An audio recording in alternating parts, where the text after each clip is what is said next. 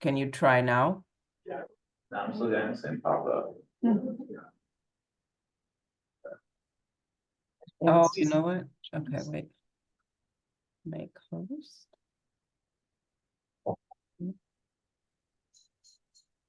You want me to reclaim host? I guess I can make you host and you can try it.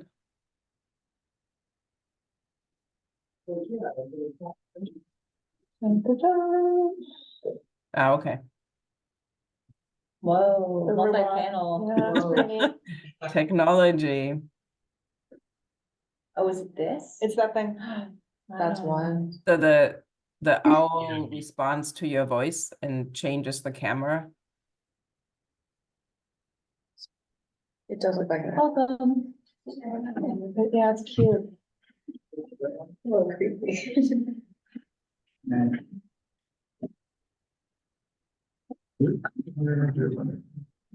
So are you guys all sworn in? Yeah, we have all of our new members and none of our old members Awesome. to take over. Hey. All right, Leo, I'm just gonna mute until we get started. Was that a question? I was just saying I'm just gonna mute the audio until we are Okay. ready.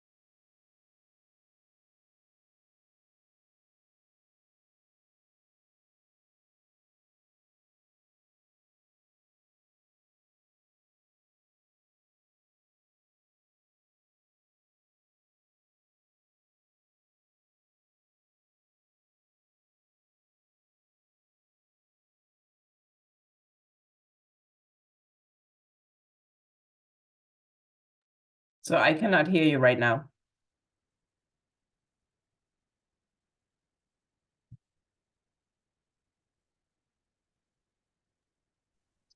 We were just doing some informal introductions, but we're still waiting for We should four carry members of her. the committee to arrive to begin Oh, the it's meeting. bad for me too, actually. AT&T. Which is good, because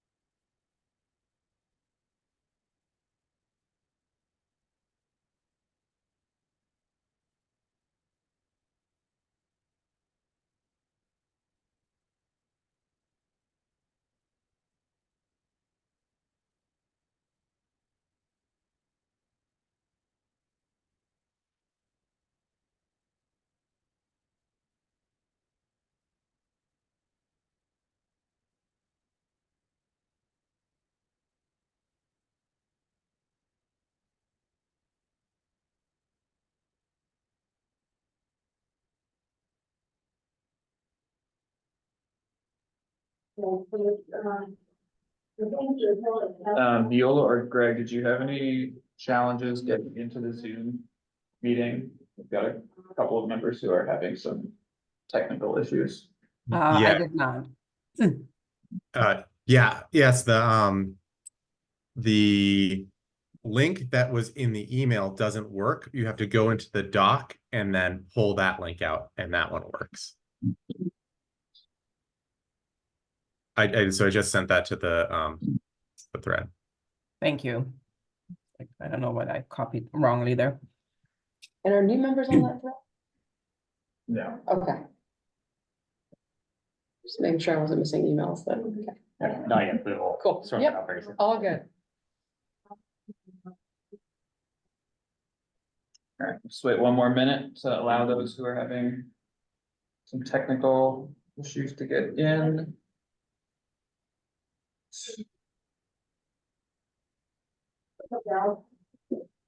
And my video is disabled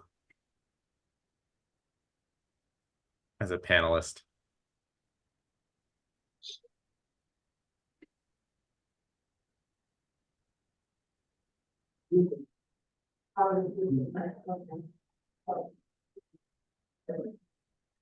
Greg, are you trying to unable whatever enable? Yeah.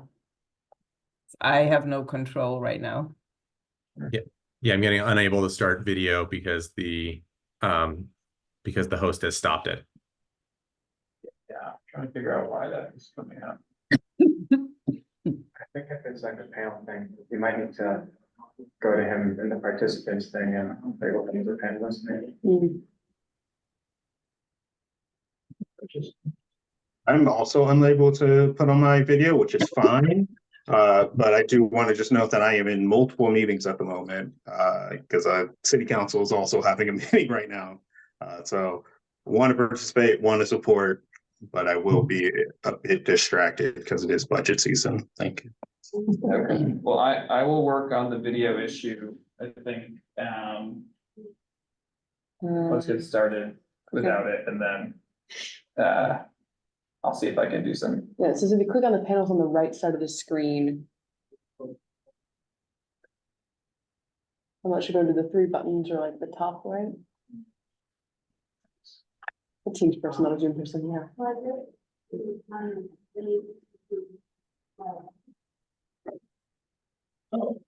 Try the three buttons at the bottom.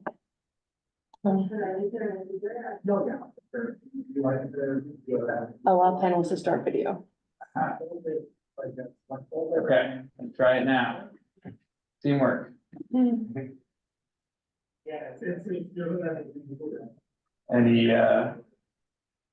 There we go. all right, thank you for bearing with us.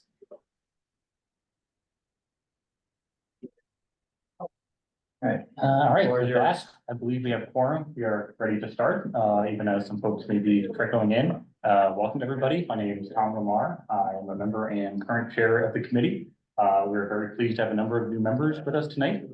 So we'll have a few logistics we go over. So we're going to start with a roll call overall.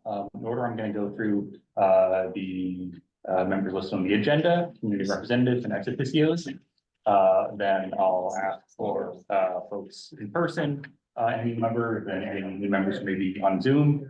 And then we'll give any guests a chance to introduce themselves if they'd like to do. After that, I'll discuss a couple logistics overall. Also want to check, Gregory, are you all set being acting secretary? Yes, I am. All right. As you know, please feel free to ask people to repeat for the record as needed, especially as we have a number of new folks here. All right. Members, Tom Lamar, chair, I am present. Lena, I do not yet see. Just joining. All right, let's get her in. I'm here. Hi, welcome, Lena. Hi, Lena Webb, Vice Chair. Welcome. Ted Feldman, our secretary, is away at a conference. Bon voyage to Ted. Next up, Gregory. Here. I do not yet see Alex Frieden. I see Mark Bollinger. Hi, Mark Vollinger. I am here. Welcome. Ian Volution has indicated he'll be joining late. Next up are ex officios, Councilor Burnley, if you're available. Hi, everybody. Councilor Willie Brumley Jr., Somerville City Councilor at Large. Have a great meeting, and you'll hear from me slightly and briefly and intermittently. Thank you. Excellent. Councilor Burnley, when you get the Safe Streets ordinance, I'll give you a chance to speak if you are available. If not, totally understand, and I think I can also cover the content there. Next up, Viola. Viola Augustine, city liaison. Greg Hanifin. Everyone here, also city liaison. All right. Eric Weissman of DPW is not here tonight. So after that, we'll go around folks in person. Let's go around in this order. Kat Benish, new member. Okay, welcome. Amanda Reichel, new member. Welcome. Paul Morgan, new member. Suri Kayali, new member. Maria Salim, new member. And Catherine Lang, present, new. Welcome. Staff, I do not see any new members on the Zoom, is that correct? Yes. All right. We have, there is one additional new member who could not make tonight, Adrian. All right. With that, let's go through the guests on Zoom, give them a chance to introduce themselves briefly, let us know if anything in particular is of interest to them tonight. Can you please, after unmute in order, Era, Gavin, Mark, and then Stephen?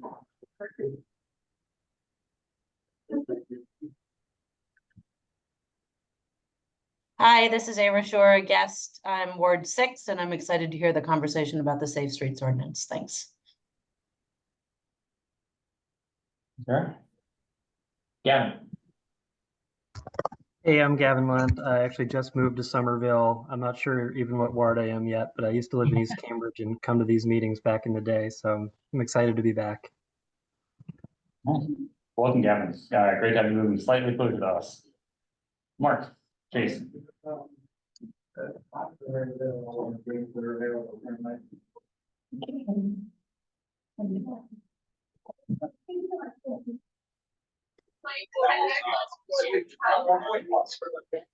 on the last track.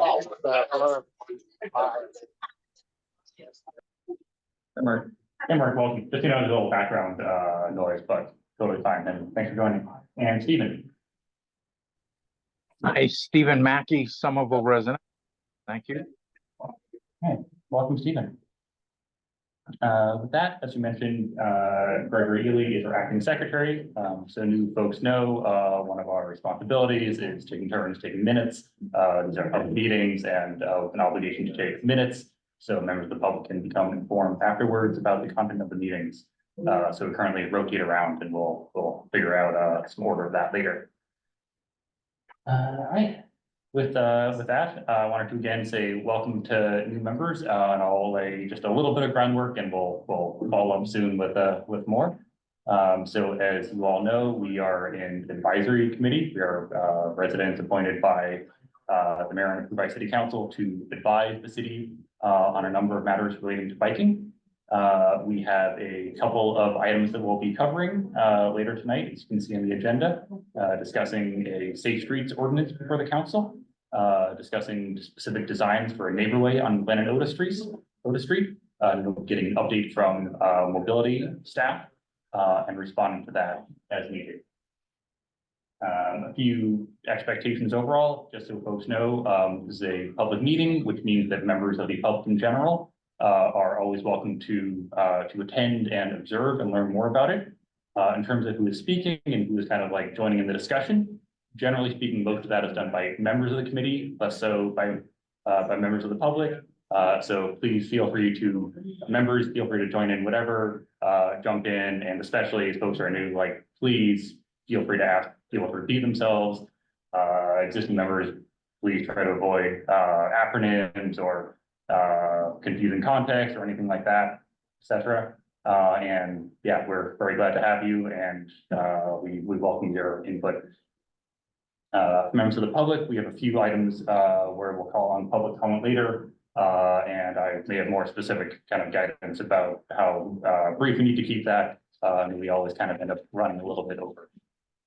Any questions about that so far?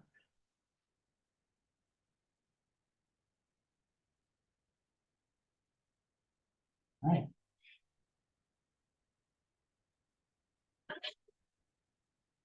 Staff, can you help Gregory Gilly out with other members not on the agenda or present, or can you Yeah, forward a list to him? We can get that to you. All right. Other than that, next up, we have a call for any upcoming Outlook events. Do folks have any upcoming events to share?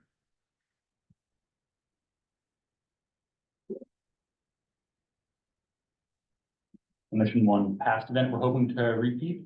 We do a monthly bike breakfast at the Whole Foods on Beacon Street. And we just resumed that for the season just over a week ago. It used to be the last Friday of every month. It's going to be in the last Wednesday of the month going forward. Slightly more traffic in a hybrid schedule. So we had our first one recently and had some attendance there.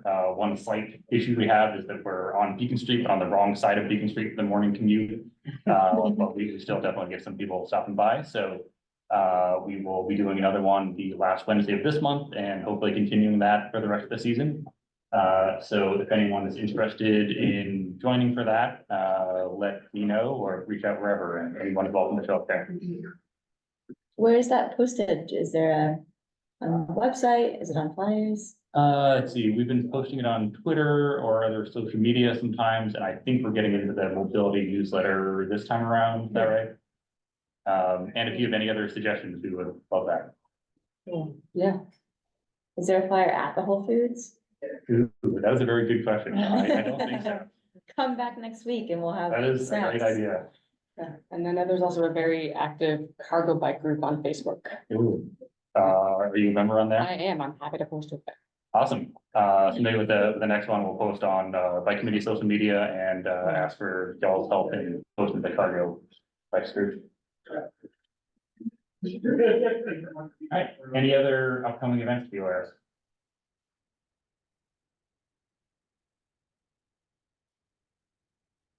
I know we have an agenda in our first week. I would love at some point just to talk a little more about like, what have you guys done historically, like what has worked well, what has not worked well, also like what is Somerville trying to do with these events, awareness versus teaching and all that. We don't have to dive into that now. Yeah. No, a very good suggestion.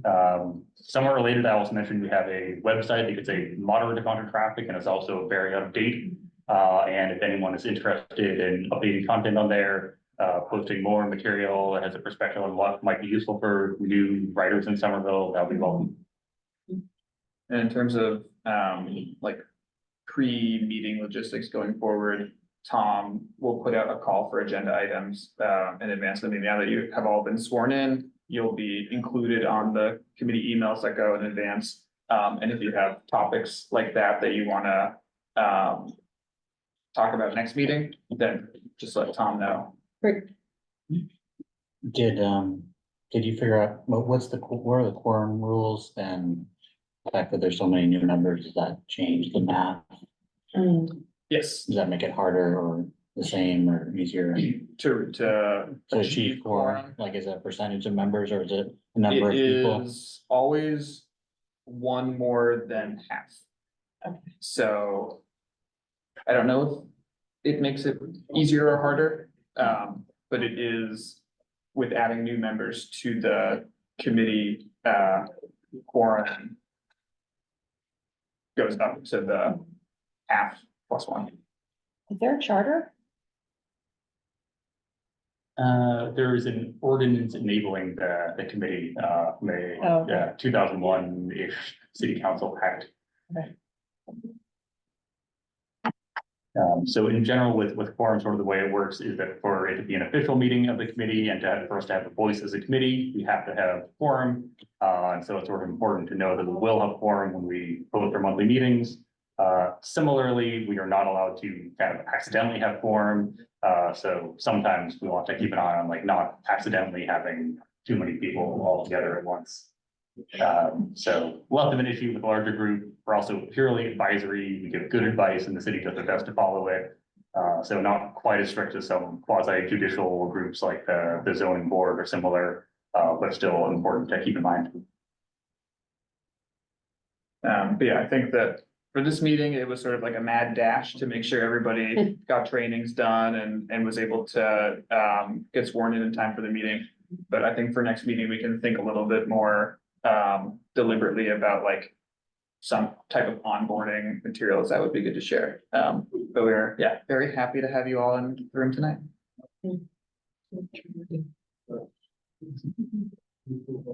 All right, anything else regarding outreach events or any logistics, any questions from any members? Yeah. How do you design new outreach events? Good question. Some of us we try to continue what we're already doing or piggyback off of kind of existing city events, like some of the summer streets events or various festivals and stuff. Other than that, some of our members will come with great ideas. And we'll say, yes, we would love to do that. We would love to join you and support you. Did that answer your question? Yeah, it did. Sorry, also, I think they mentioned there were subcommittees. Like, I guess we'll have more info on what subcommittees exist. I guess that's part of the onboarding. And, Yeah. So yeah, something we want to follow up on is often in order to kind of have an informed perspective going into a meeting, we might want like a small number of people on the committee to say review something ahead of time, or perhaps like outside the scope of the meeting, since we also have so much going on, to put together some other ideas. So for example, with various outreach, sometimes we might have like a dedicated like subgroup of people putting together like ideas for where could we reach out to, like what events could we join, what do we have to work on, then kind of bring those ideas up at the monthly meetings, and also execute on those ideas outside of the monthly meetings. yeah.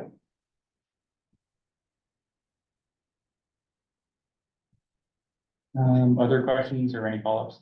Yeah, and if you haven't gathered this, it's a very member-driven committee, so things like forming new subcommittees or planning outreach events is really driven by all of you and your interests and what you feel like you have the capacity to pursue.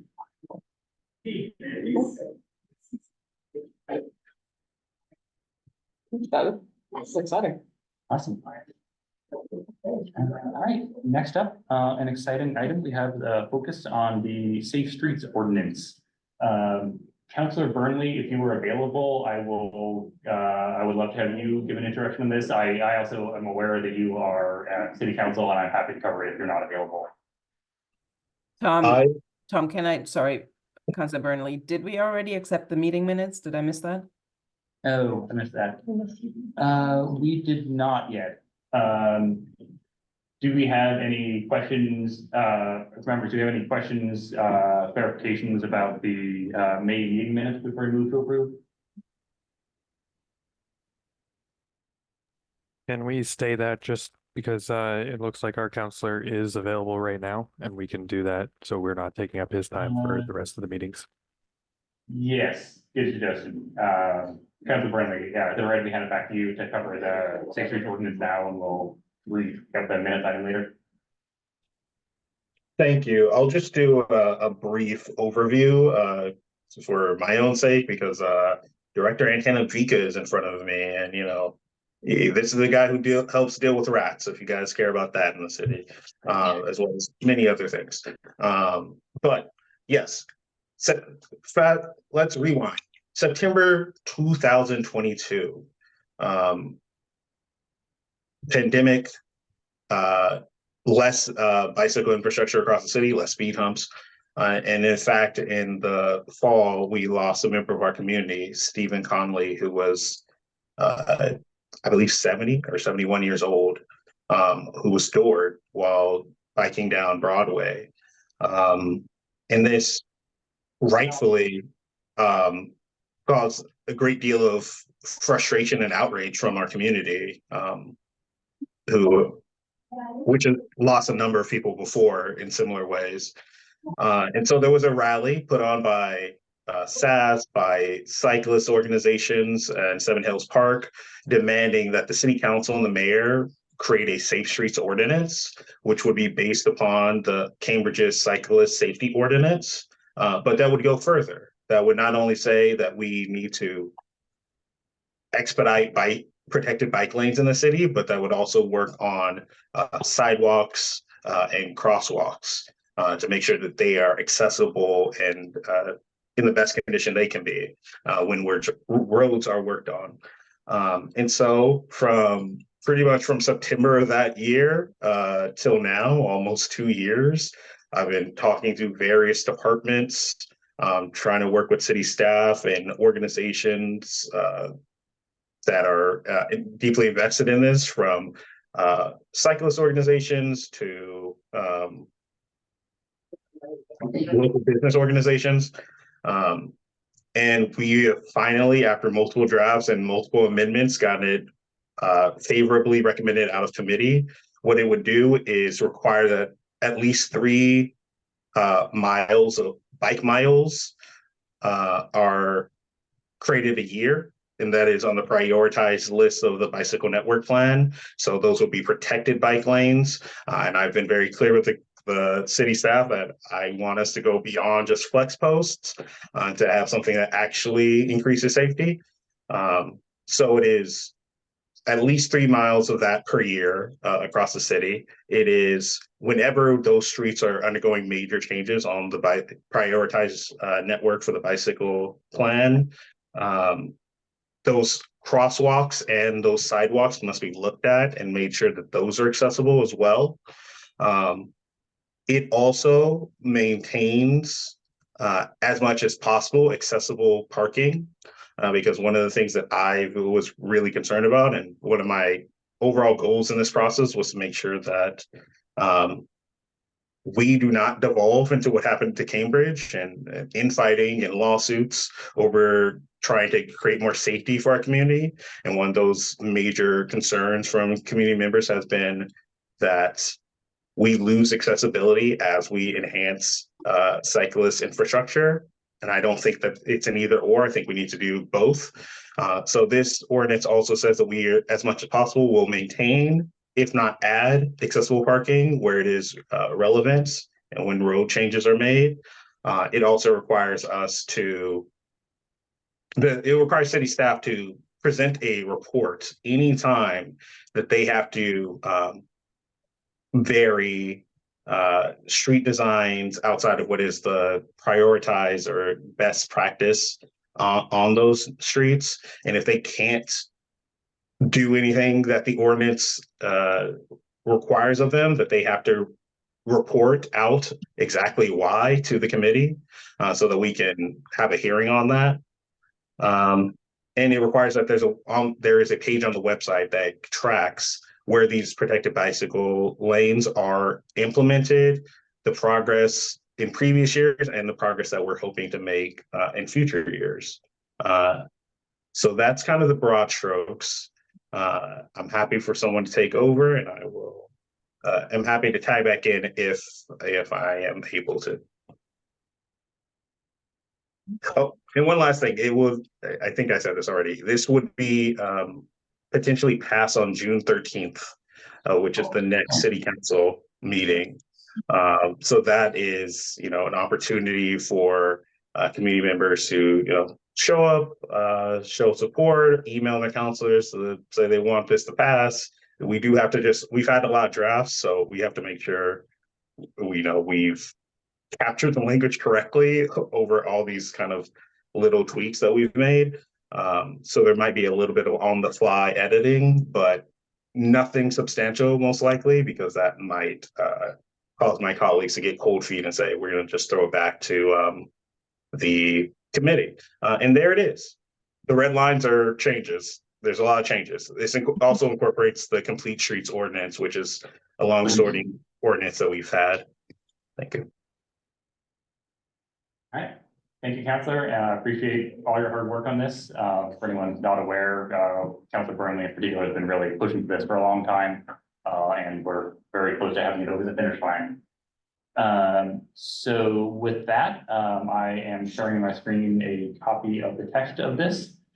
I sent out a link to this to committee members earlier. I'm not sure offhand if there's a way to conveniently make it, the text of this available to folks in the room, but I can share my screen and go through this. I'm open to anything else. So in terms of, timing, as Councilor Burnley mentioned, it's been a priority of the committee for a while. The committee has given some previous input, towards mobility staff and others about what a successful safe streets ordinance could look like.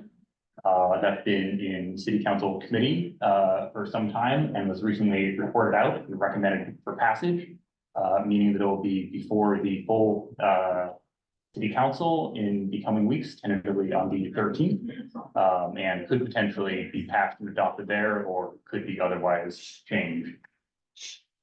So basically on this item, I'd like to perhaps I'll highlight a couple aspects of this for discussion for the committee, very much including the members.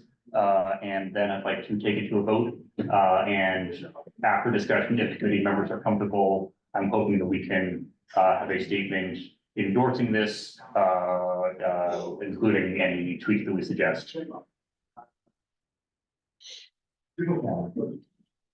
Any questions? Yeah, can you scroll through, because the new members, I don't think had a copy of this.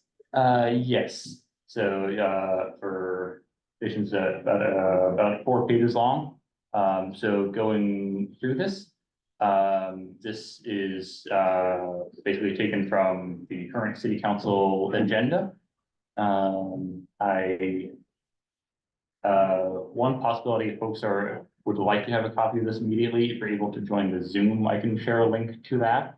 I'm not sure if there's any other convenient way to share it around within this meeting.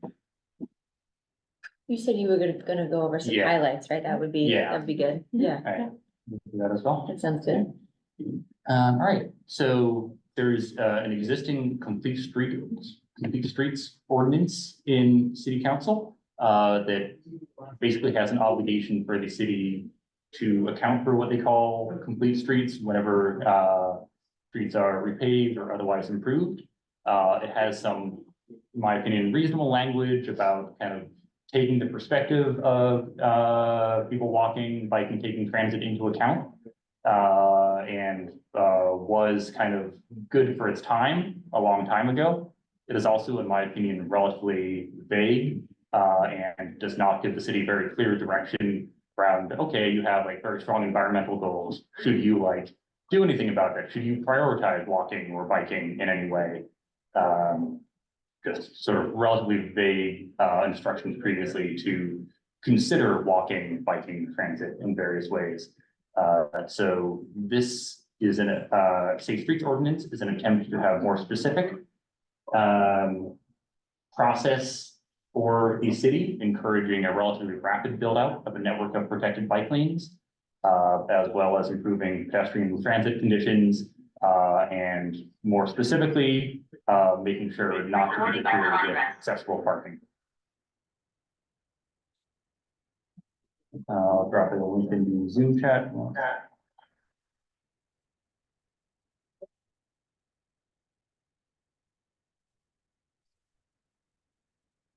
And let me know if there are any logistical questions accessing this.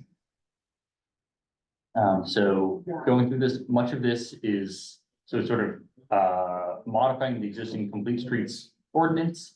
Some of the beginning sections, similar to Cambridge's ordinance, if anyone has looked at that, has a number of definitions. For example, bike lane miles, definition of the combined distance of separated bike facilities, aka protected bike lanes. And it kind of calls out whether a street is a bike lane in one direction or both.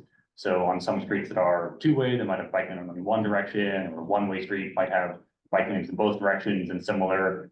And so it wants to distinguish that and kind of count the total number of bike lanes built in both directions. And it references specifically the priority network of the bike network plan. So last year, another priority of the committee, the city worked on an overall bicycle network plan, very extensive public process, lots of both A mixture of both informal engagement, city staff in a number of events, lots of informal rides, as well as a public hearing as part of that process. So many opportunities to give input. And then as part of that, the city's output was a map of streets overall that are called for either protected bike lanes on some arterial networks or neighbor ways. So on quieter local streets, prioritizing kind of making it easier to share the street on relatively quiet neighborhood streets and making them easier to connect. It also distinguishes between quick build separated bike lanes with flight posts are hopefully better, but kind of more ad hoc project that the city can more specifically target. Versus some other conditions where when the city is already independently planning to more fully reconstruct a street, there's an opportunity for like a raised or more thoroughly curb separated bike network. Tom, do you mind zooming in a little bit more? Yeah. So, any other questions logistics so far? In person or on Zoom?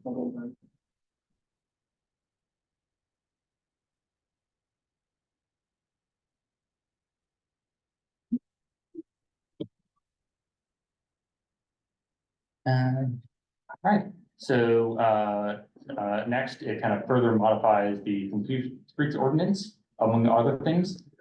More specifically, adding a section around installing new bike lanes.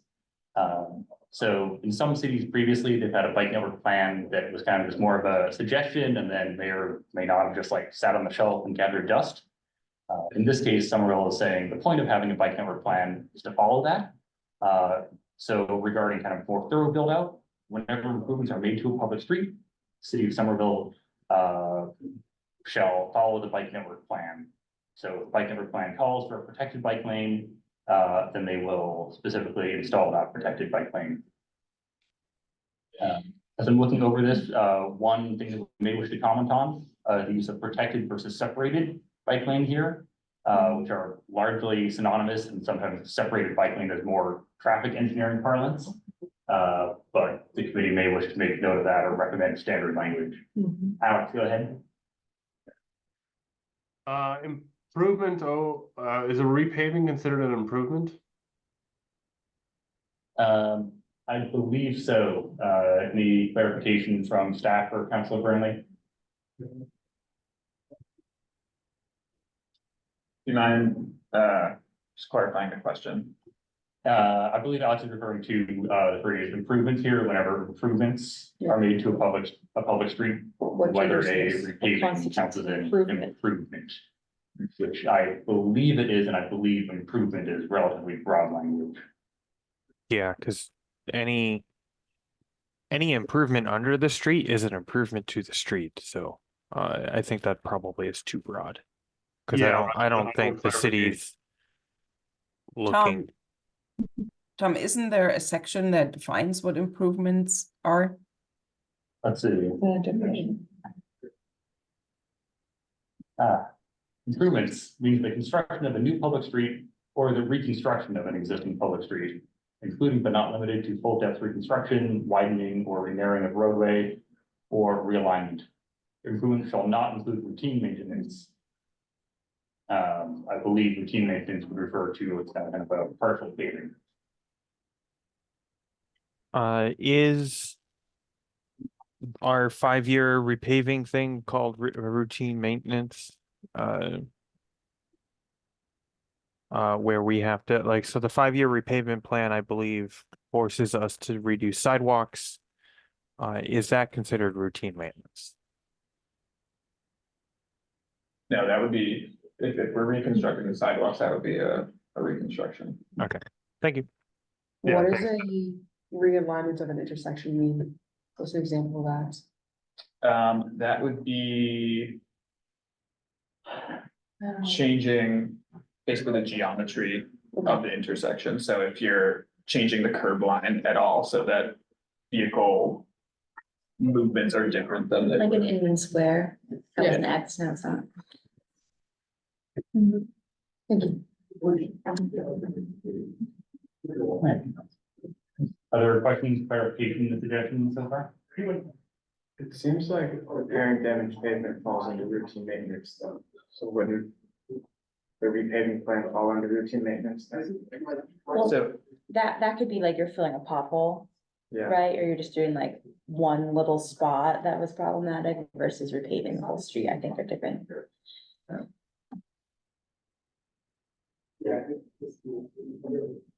So isn't the spirit of this is basically if we're going to do like major work or a large amount of work that is not an emergency, we're going to make things better. If we're dealing with an emergency, like there's a water main break, don't worry about the bike lanes. Like it'd be great, but like you got to fix the water main. That's fair. But if you're planning to do a water main replacement like 10 years from now, then yeah, that's going to be a full depth reconstruction, all the stuff that's Spring Hill and all that. So I don't think we need to like nitpick this. I think we can use these definitions, and they seem pretty well thought out. We want this to be clear that when you do lots of work, like planning and all of that, like leave things much better than you found them, according to the Somerville Bicycle Network plan. But we don't have to nitpick like how big of a pothole counts as routine maintenance or not. Like that's the city's job, and they can determine that. And they need some leeway there, right? Can I hop in there? Oh, okay, I'm gonna assume that's a yes. I think I heard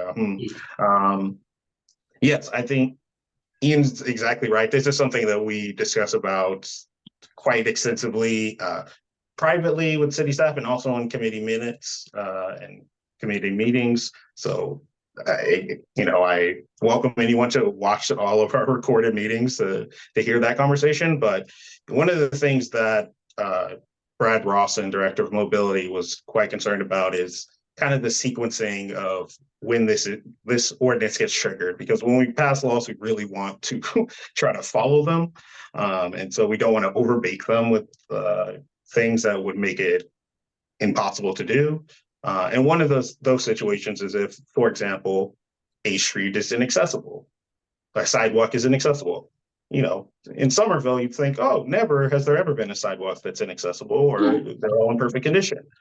But if there has to be repairs, which, one word for repairs could be improvements, which is a definition in this ordinance. If you're improving the sidewalk to make it more accessible, and there's like, you're just moving a few pieces, we don't want this ordinance to get triggered and then it costs the city millions of dollars potentially to drastically reconstruct a street. And so the definitions are very particular in order to kind of put the horse in front of the cart. I know. Yeah, I think that's right. Which way does the cart go? I think it's, that's behind it, of course. So that is a piece of this. And another piece of this is just like there is law and there is policy, and law is not, legal language is not necessarily built to house all of best policy, especially given that best policy changes over time. So, there's things that the city staff has committed to along with this that just would not make sense to try to write into legal mandated language. And yeah. Can I ask a question building on that, Counselor? And to you or to the group, I'm skimming through this for the first time because I found it. I agree with what you're saying, and that makes complete sense. And fundamentally, we don't want to create a negative incentive to do really critical work to also do this. Makes sense. Going through this and to see a lot of language around bike, is there also commentary about like recognizing the theory behind this is we want to encourage safe streets for all, but recognizing that like some bike facilities do create fundamentally like increase unsafe conditions for blind or low vision, right? Is there language in here too? Also, I saw at one point they're making improvements to sidewalks, but is there also language, and maybe there does need to be because it's carried in other ordinances, of ensuring that all the crosswalks, like everything there is also being totally brought up to NACDA or whatever standards to ensure that we're also making it safe for everyone. Does that make sense? In short, yeah, it does make sense. And in short, yes, there absolutely is that language. And one of the things I didn't get a chance to speak on earlier, and because one of the things I didn't get to speak on earlier is that this ordinance anchors itself to a lot of not only city plans, but kind of standards, national standards, including the one you just mentioned. And the city is producing, it's been producing it for a while, but I expecting it to come out this year, a design guide with best practices around both crosswalks, sidewalks, and street design in general. And so, yes, this ordinance it's about bikes, but it is about all road users, particularly cyclists and pedestrians. We have much less control over buses, unfortunately, in the T. But yes, my hope is that this ordinance urges us towards much more raised crosswalks, more better intervals in terms of crosswalks, in terms of the timing, but putting that in there at length in terms of language would be not only cumbersome, but potentially kind of counterproductive.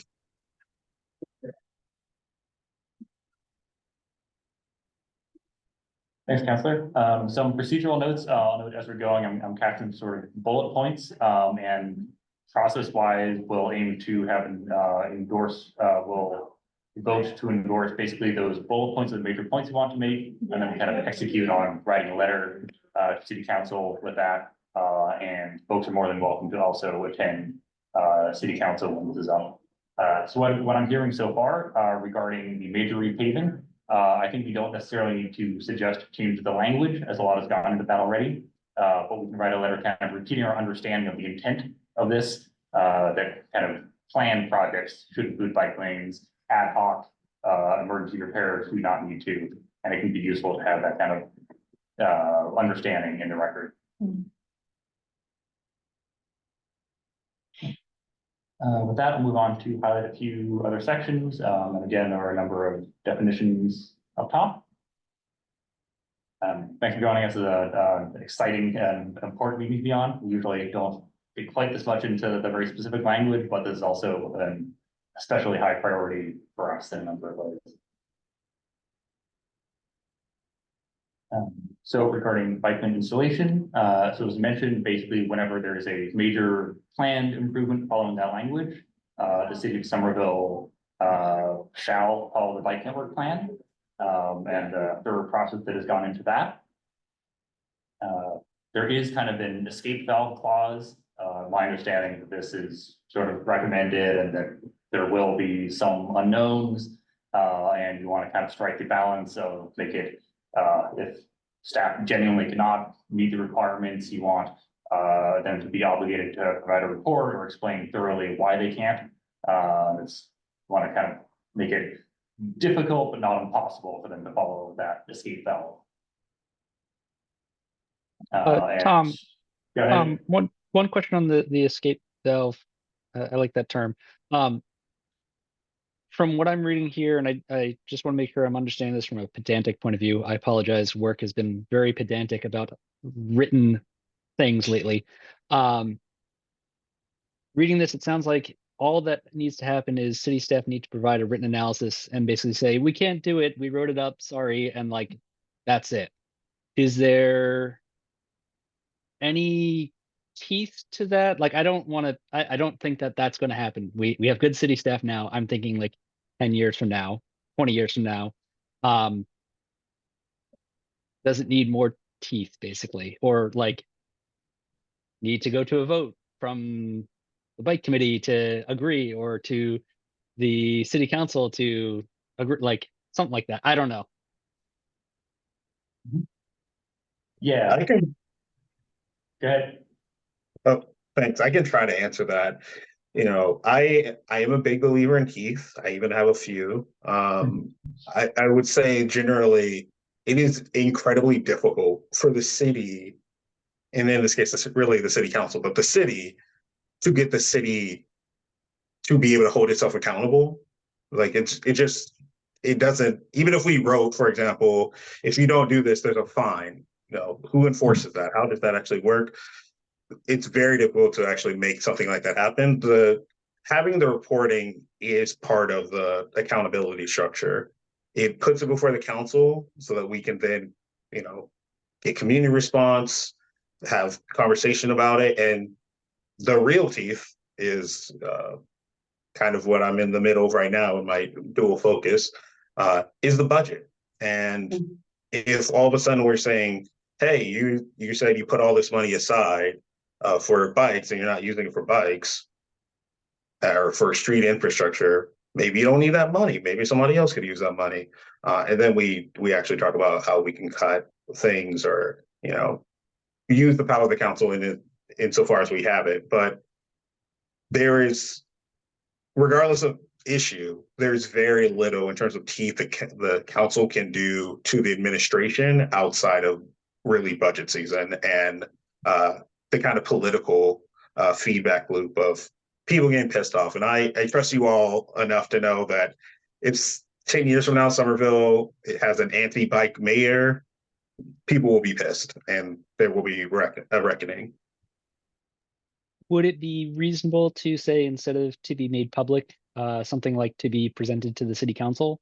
Just to kind of like, when I see to be made public, our meeting minutes are made public. And that would meet the letter of the law here, even though it's kind of very hidden. But if it's in front of the city council, then you guys have the ability to ask questions about, well, is this because of budget? And like dig into it if you choose to do so. And that is obviously a big question. Mm-hmm. I think on a pedantic level, you're right. Like, you know, okay, if I'm a lawyer and I'm being like super nitpicky, like you could definitely take it from that way.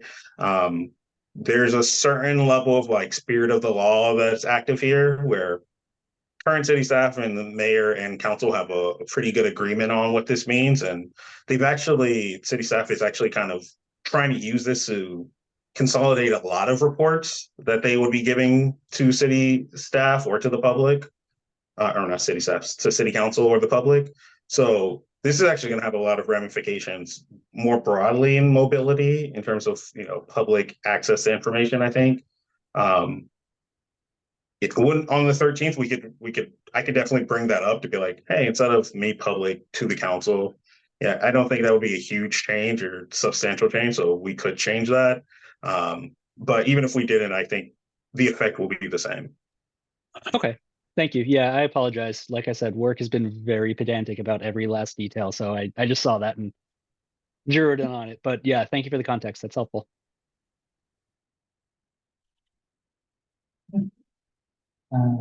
Next up, another key clause. So previously we looked at when a street is already being reconstructed for other reasons, that the city shall follow the bike network plan. The other component of this is for Somerville to proactively build out the priority network of the bike network plan. So this is a prioritized subset of protected bike lanes within the bike network plan.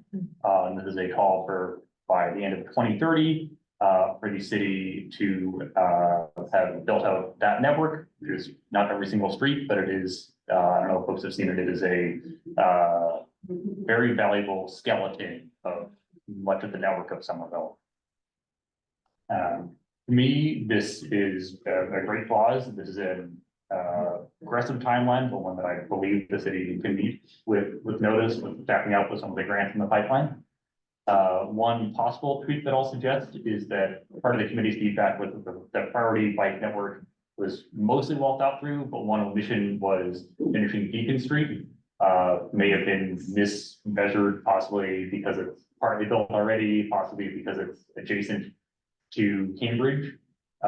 So if committee's open to it, I might suggest that Beacon Street also be an allowable or required portion of this. Sorry, repeat that?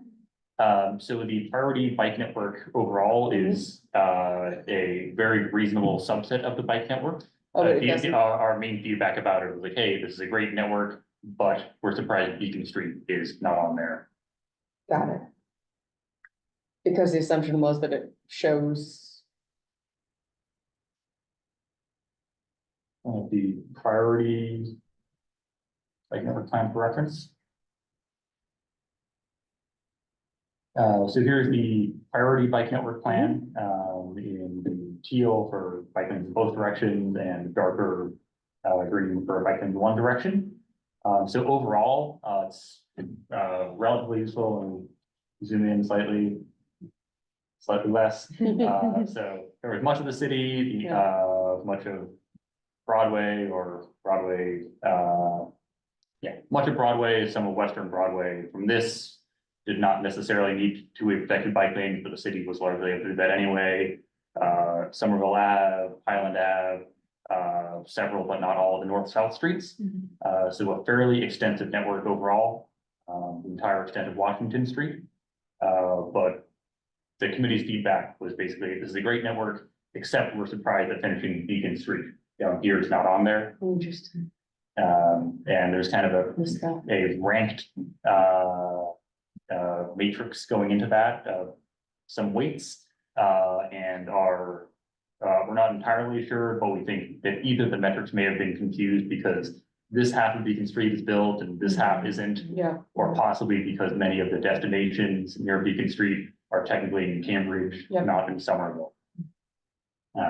So my suggestion would be basically that language referencing the priority bike network be changed to saying the priority bike network as well as Beacon Street. I don't want to complicate it, but I do think Beacon Street is pretty important.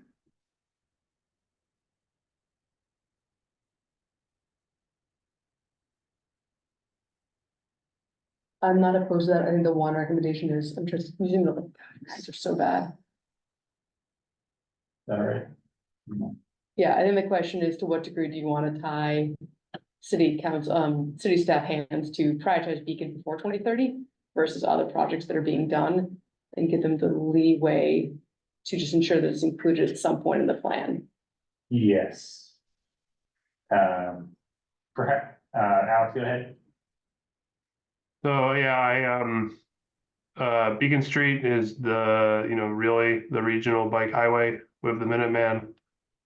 It's hard to make I said this before, but it's hard to make an argument that the street that carries more people on bikes than cars and people in buses per hour combined would not make this list. I don't think it's necessarily, I don't know, city staff has to tell us, but I find it hard that this is tying their hands to add this to the list in the next 6 years. But city staff have the comment on that.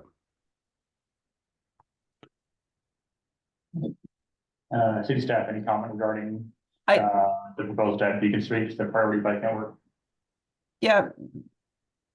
Committee, I mean, I think these are your comments, and we had discussed Beacon Street before, and it's on our radar, but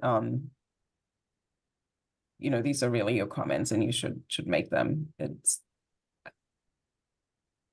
unless Alex, you had a specific question on. No, what this is saying is that we the mobility and engineering and DPW and everyone working together can commit to these 30 predicted miles and 10 neighborway miles in the next 6 years. So if the half mile from Washington Street / Kirkland Street to Hampshire Street was added to that, is that too much? Or is that, we don't know, or I think that's my question. Yeah, and I think I would say we don't know. Right. I will suggest about the committee. If I might add to that, it's not only about the construction. A huge amount of our time is in community outreach. And as we know, for that stretch of Beacon Street, it means removal of parking on one side. And that is really the big time addition. And that's true for most of what we, will be doing in the next 6+ years. And then for the newcomers or anybody who has not looked at the bicycle network plan, Beacon Street is on the network. It's just not on the priority.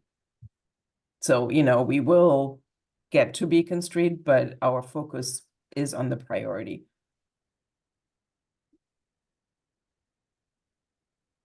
Thanks, Vila. Right. Any other comments on this? So are the priority lanes, do those make up the 29 miles referenced? Like the 29 miles of priority lanes to be installed by 2030? I'm just curious where that is coming from and like what the progress is towards it at the moment. So like how many miles of priority bike lanes does the city need to install a year to get to the 2030 goal? It's 40.2 miles, 29.8, yeah, so yes, Okay. based on some voice, unless someone has a better answer. Is that all of them, or does that include the neighborways, which would get probably easier to, not separated, you know what I mean?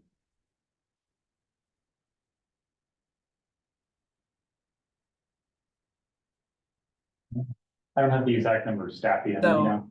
yeah, so it's 20, it's almost 30 miles of protected bike lanes and 10.5 miles of neighborways.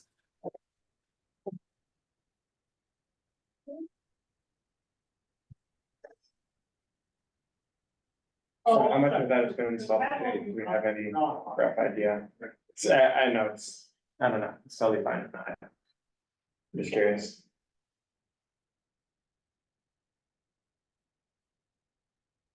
Staff, you have an answer? Sorry, was that a question? It's hard for me to. Sorry. Yeah, I was just wondering how much of that 29 miles has been installed to date? Let me, give me a It's fine second. if you don't There's have so, that. yeah, there's so many, you know, it's Yeah. like every little piece. Yeah. Yeah, unfortunately, it keeps changing every year. Yeah. I have not seen a like a progress, like this is what we want to get to since it's a brand new map versus what we have. Like I don't think we've created that overlap yet. I suggest we shelve this and get a fuller report from mobility around this. Because this is, there's a lot more content tonight from what I saw. Yeah, I do just want to do a quick time check. Right. Yeah, thank you for that. So we're a little behind schedule. I think we will spend more time on this overall and perhaps try to compress some other things since this is an important item. And specifically, the city council intends to take this up soon. Right.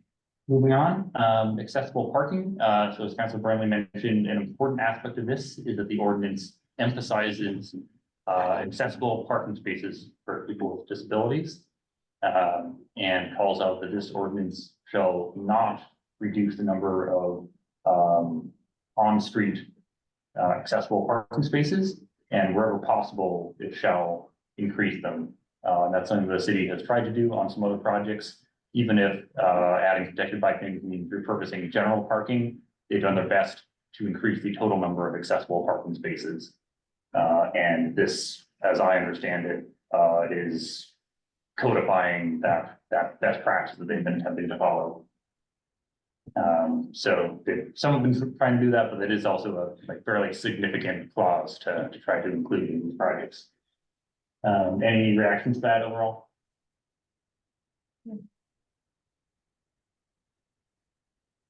Oh, Tom, I have a question related to that. Yeah. So I know with most accessible parking, when it's done with a quick build, it's kind of, I believe it's impossible to do a quick build protected bike lane for that. And much of what's done in Cambridge is it'll go around that spot, will be unprotected. So I was curious how that would, how that works with sort of the requirement of connectivity and sort of like what are the exemptions for when a separated facility can't exist or is in conflict with other things. So maybe more context on that. I asked Cambridge, I forget the planner on the Hampshire Street project, why has Cambridge decided to put accessible parking spots against the curb, noting that Somerville has decided to generally not put them against the curb. And not to say one is right or one is wrong, but there's clearly two different schools of thought there, and I was curious what the reasoning was. And don't quote me on this exactly, but the answer was essentially that Cambridge believes that accessible parking spots must be up against a curb for easier entrance or exit of a vehicle. I asked, what about in like a parking lot? You know, if you go to Market Basket, your accessible parking spot does not have curb. And there wasn't really an answer to that. And I just kind of let it go. So I'm curious if this has requirements for what accessible parking spots look like, and if there is like research or NACTO standards or something to back that up, because it's been a mystery to me. And my preference is for protected cycle tracks to continue, you know, against the curb and not zigzag like Cambridge does. But Cambridge clearly had reasoning for that. I just haven't really understood the background behind that. Gregor, to your question, I'll note that the definition of quick build separated bike lane, it mentions that while the bike lane should largely be separated from motor vehicle traffic by vertical delineators, does not have to be for accessible parking, accessible loading, and certain other conditions. Does that answer your question? Yes.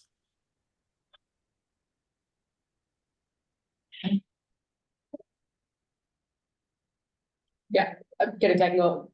Gregor, to answer your question, I think it might be covered by the public right-of-way accessibility guidelines. I'm trying to dig through, like, I'll send it to you offline, but that just got redone. But I am not an expert on it.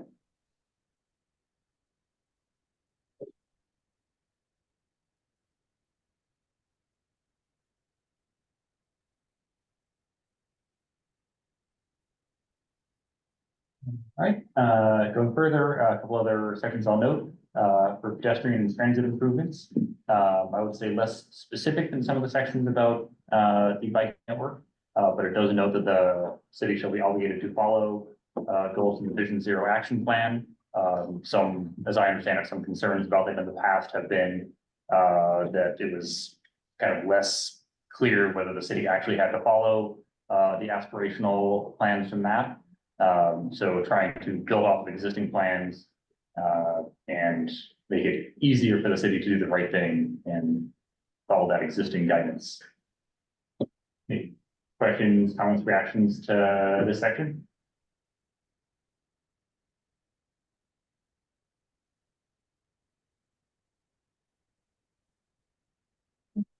Moving on, some sections on reporting. This is largely similar to some aspects of Cambridge's, as I understand it. So there are various reporting requirements about what the staff has achieved so far, the mileage, how much of the bike network plan they've built out, especially among the priority network, and what they intend to do for the next year. And as I understand it, that's been something that city staff are relatively supportive of and will hopefully make it easier to do the right thing and for folks to understand how they're in compliance with this plan.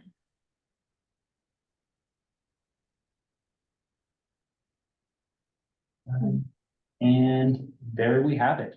Other questions, comments, feedback overall? I have a question. There's nothing in here about loading zones or like delivery areas, things that often are not in very abundant supply and therefore vehicles like that like to use. That is a good call. I see there is a note that accessible loading may be up against the curb, even if other parking is not. But to my knowledge, there is not a specific call out about the kind of best practice of providing ample loading zones or otherwise parking turnover. That feels like something that would get hashed out in policy, right? Perhaps more so than in statute. Probably, yeah. I'll note, perhaps it's a good thing to mention that in a letter, not as something to necessarily like suggest be added in ordinance, but just kind of reminding council and staff of the importance of loading zones and parking management as they work on this. Okay, thanks. Okay. Anything else?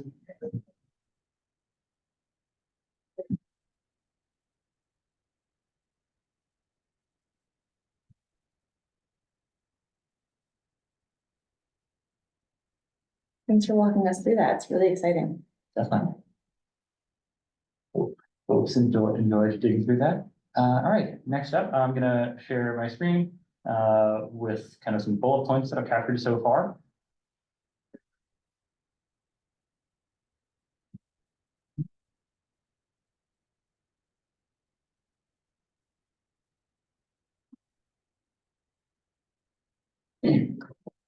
So what I've been hearing, apologies for switching to the dark on light text. So what I haven't have up. I'll say what I will propose to vote on, and then I'm going to move to public comment for up to a minute for any member of the public that wants to comment.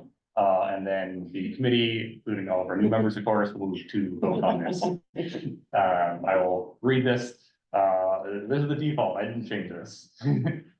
But I do love dark mode. All right, so regarding the proposed safe streets ordinance, the bike committee strongly support this overall.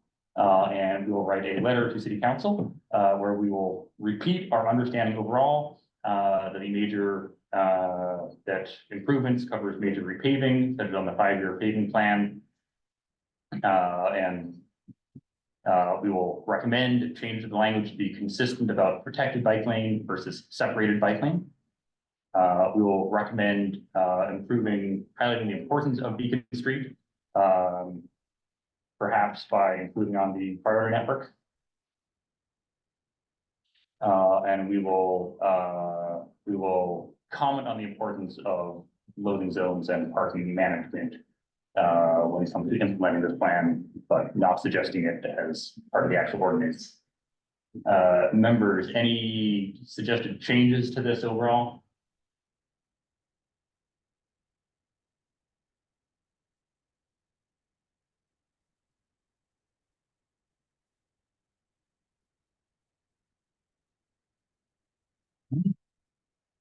Or any concerns? I'm not. Process by which that happens then. The vote. The final, the letter, the vote. So we're going to go to public comment for a moment if anyone wants to chime in, and then after we'll be back in committee. And so one person will make that motion, somebody will second if they so choose, and then we'll do a roll call vote to endorse that statement. And then somebody, probably the chair in this case, will execute on writing a letter that turns these bullet points into more language, the right context. All right, with that, let's go to public comment for a moment. Members of the public, please raise your hand if you wish to comment. Please keep all comments to no more than 1 moment, no more than 1 minute. Are there any hands raised, staff? Stephen Mackey. Go on, Stephen, and then Gavin. Hi, thank you very much. For at least the last 10 years, cycling advocates have recognized that unprotected bike lanes in door zones are dangerous and potentially lethal.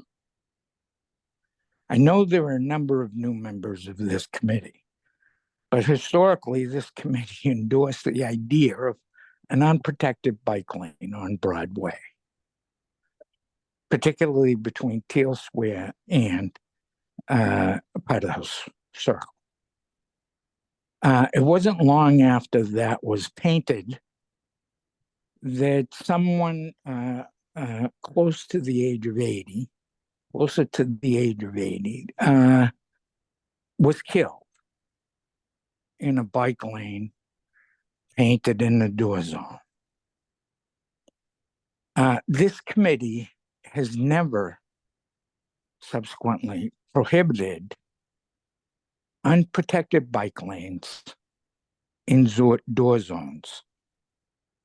And this is particularly worrisome since the breadth of the committee's charge is to make cycling on Somerville Street safe for people from 8 to 80, as was stated in last month's meeting.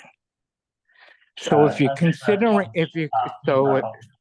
if I could conclude, if you're considering any bike lanes that exist that are unprotected indoor zones, I would suggest that this committee consider prohibiting those immediately. Thank you. Thank you for your comment. Staff, I know member Mark Bollinger is intending to be promoted to panelist. I need to change devices, and please unmute Gavin and then Era.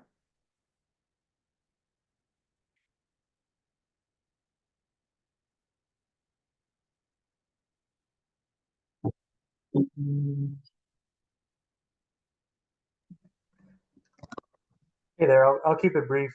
Just wanted to share one thing we ran into in Cambridge with the ordinance implementation. There was some hang up around outdoor dining and how to design separated lanes around the outdoor dining installations and how to handle the kind of seasonal changeover between outdoor dining and not. I mean, there's not any specific carve out for it in the ordinance as you have it written. So, you know, I don't think it's going to create a gap in the network, but it's a logistical consideration. That's all.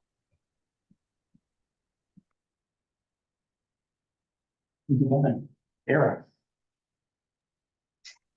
Thanks. I'll also be brief. I wanted to thank the city councilors and in particular, Councilor Burnley and the city staff who worked on this for almost 2 years to make this what I really believe is an improvement on the ordinance in Cambridge. It really brings forward our city's many, many visions and goals. It looks at all mobilities, and it's a very strong ordinance. I really encourage this committee to support the ordinance. We have an opportunity to pass this soon before the council goes on recess, and it would really be a shame to put this off into the fall or beyond because there are too many nitpicking and critiques. So I really encourage you to support it. Thanks. Thank you for your comment.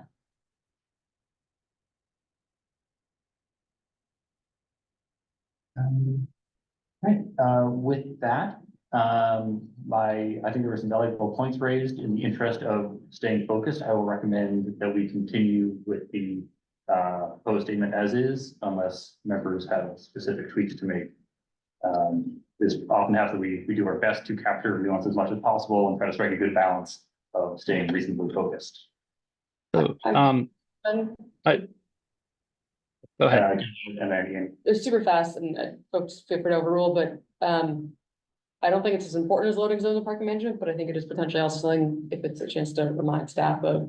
I appreciated Gavin's dining comment, outdoor dining comments, and I think particularly thinking about biking through Bow Street, it's definitely something to work through. So potentially another, in addition to loading zones and parking management, other seasonal uses. Such as down after, yeah, nice, thank you. Yeah. So I've been on the committee for a while. When I joined for Beacon Street, we were recommending sharrows because best practice from NACDO and other organizations where sharrows were, acceptable. At some point, I forget when, we started saying, no, we're not going to recommend sharrows. That no longer became best practice. Not recommending door zone bike lanes and in favor of protected bicycle facilities seems like a natural evolution of that.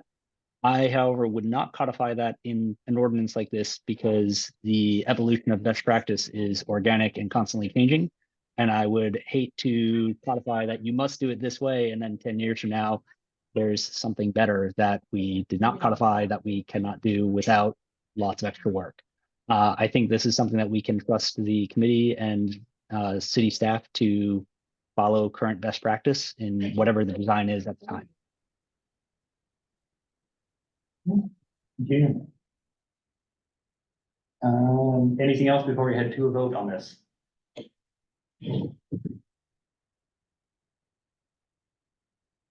right, with that, I will motion that the committee endorse the statement of strongly supporting the proposed Safe Streets ordinance overall, and write a letter to City Council encompassing the points mentioned here. Do we have a second for that motion? Second. All right, seconded. With that, we'll do a roll call vote. Please bear with me. I'm going to first call the list of community representatives. And then I will go around the room and ask folks to state their name as they go. Gregory, as acting secretary, does that work for you? Yes. All right.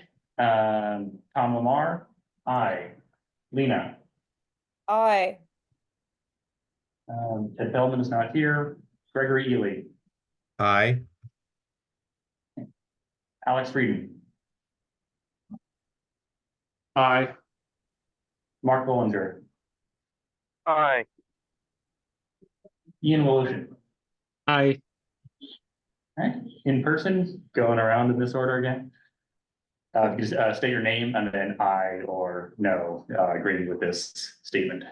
Kat Benish, aye. Amanda Reichel, aye. Paul Morgan, aye. Sari K. Alley, aye. Maria Salee, aye. Catherine Lang, aye. All right, and then procedurally, we do also call on our ex officios, Councilor Burnley. Aye. All right, Viola Augustine, The same. abstain. Whatever. All right, and Gregory Hampton, abstain. All right, Eric Woodson is out here. With that, it is endorsed. Congratulations, folks, and I will happily execute writing that letter to City Council. And thank you again to Councilor Burnley and all the other councilors who've been hard at work on this. All right. With that, we are well behind schedule. It was time well spent, but I will first ask the city staff or any members, anything that we especially want to get to tonight, or maybe we should prioritize tonight versus following up on later.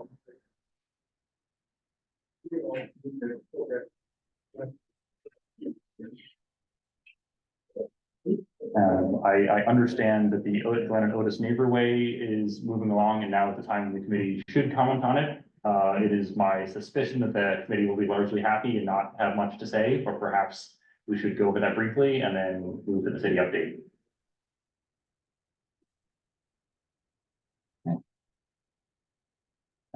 So with that, I will pull up I'll share my screen again.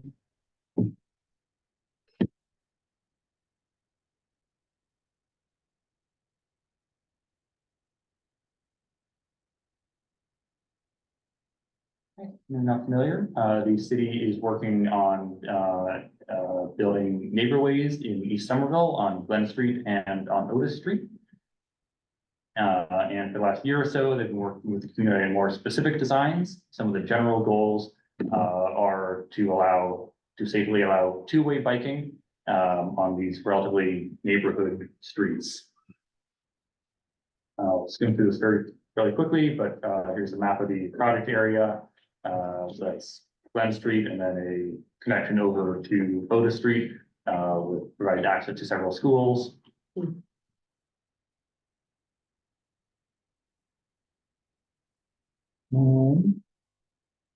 Some of the treatments, these streets are one way for cars, as the city standard for neighborways. Going forward, they will become officially two-way for biking. And sort of the treatment overall is a gateway treatment to provide a safe space to enter or exit the street that is otherwise one way, as well as some indication on pavement markings or signage to remind everybody that it is a two-way street for bikes. Here's an example of a proposed treatment on Glen Street, I believe is near Broadway.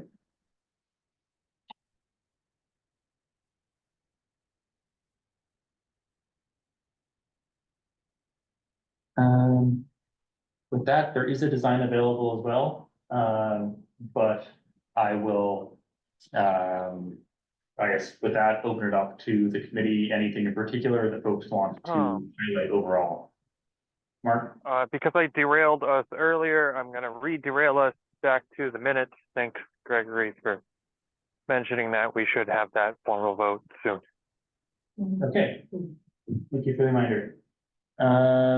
Wrapping up Glen and Otis first. Any comments on this? Alex, go ahead. The barrier separating the two-way traffic at the entrance and exit is that a permanent fixture or is that just a temporary fixture? As in it can be moved easily? Alex, so this installation is a quick build installation, so as such, it is not permanent. The curbs that we are planning to install, or the consultant is planning to install, is fixed, but you know, you can unscrew it or move it if the design doesn't prove to be working. And then the other element where the signs are posted on, that is a freestanding signpost on a concrete base, and that can also be moved if necessary. Okay, thanks. I wanted to note that one thing that I really like about this design is including some sort of vertical element here. My experience with some of the existing designs like that on Oliver Street, near Glen Street here, that does not have any actual vertical separation, has been that there's quite a lot of double parking in there. So even if things are movable, I really like having some vertical elements in there. Is there any signage alerting drivers to expect bikes in the opposite direction? Yeah, there's the official signage where, you know, under the do not enter sign, there's except bicycles. And then we try to make sure that at side streets, when cars enter it and there is no gateway treatment, that there's also like the purple sign, and it's on the plan. There should be like a example of that sign. You see it on the top there under the neighborhood sign. So we tried to make sure, yeah, that, and in addition, what we're hoping is that the pavement symbols also indicate it. I guess I have to take my comment back before about how we don't do showers anymore, but this seems like a slightly different case. Yeah, we try not to, it's hard to design something that does not look like a shero, but we hope that the purple, and if you look closer, it's actually not a regular bicyclist, but it's sort of the women's symbol that we're using on the sign as well. So it's not meant to be a shero. Is this the first time we're doing these in Somerville, these markings? Yes. And this is kind of is this an experiment, or is this like pretty certain this is what we're doing on neighborways going forward? The goal is that this is what's on neighborways moving forward, and it's the first time, so this is the first time for all of us to experience it, and we're continuously, you know, soliciting feedback. I love the purple. Ian, great question about sharrows, and I'm reminded that we might want to kind of re-up our statement about sharrows overall at some future meeting, perhaps kind of reiterating sharrows are good for directionality or wayfinding, but are not useful on arterials, or are not a substitute for separation, but something to follow up on. Gregory, go ahead.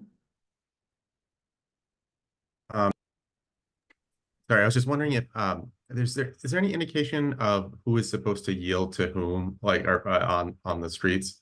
Are motor vehicles supposed to yield to cyclists going the opposite direction, or anything like that? I don't think it is regulated. Great. Isn't it kind of like when you're on a car and it's narrow and you have to take turns? I mean, that's how I kind of play it anyways. Like if you have room to pull over and not the vehicle that's approaching you, I'll pull over. But if I have kind of more of a through direction, know where to go, then they can pull over. I don't know. I think that's usually usually working that way. The common sense. Yeah. I don't know if there's a way to incorporate that in science, but maybe that could always be a useful reminder in some of the like educational materials that the city has been sending out about neighborhoods, reminding people about yield street behavior.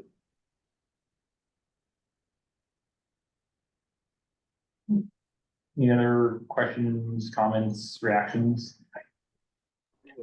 There's a Q&A around signage sizing. That could be answered live. Tom, do you mind going to the signage page? Because that has the sign size. So Yeah, it, and then it this fits with our regular, regulatory signs. It's at the end. I believe so, yeah, yeah, here. We'll also for this item, we'll give time for public comment too. So we'll go to any Q and A questions. I also say my judgment is that the committee does not need to make a formal statement regarding this in the interest of time. I hope staff is able to take into account the comments from individual members so far. If you would prefer a formal statement, let me know, but that's what I'm leaning towards currently. Yeah, I was gonna say, so this is a ARPA project. I don't know if people are familiar with it, but it's federally funded through the city. And the project has a very strict deadline to be implemented by September. So this is really, a short time where you still have a chance to point out potential real flaws that we didn't consider.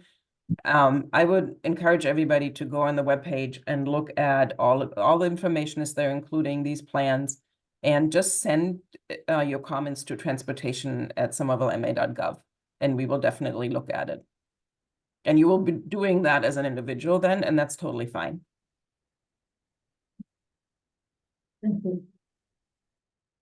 Anything else, members?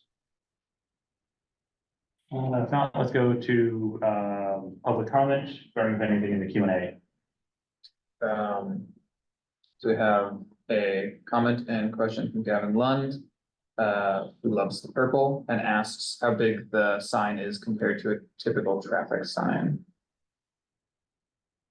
And I think that's what we just tried to answer. Like, it's in the plan and the sizing is on it, and they will be very much like the regulatory, like the parking regulatory sign. I think it's similar to that, except that it's landscape oriented and not portrait.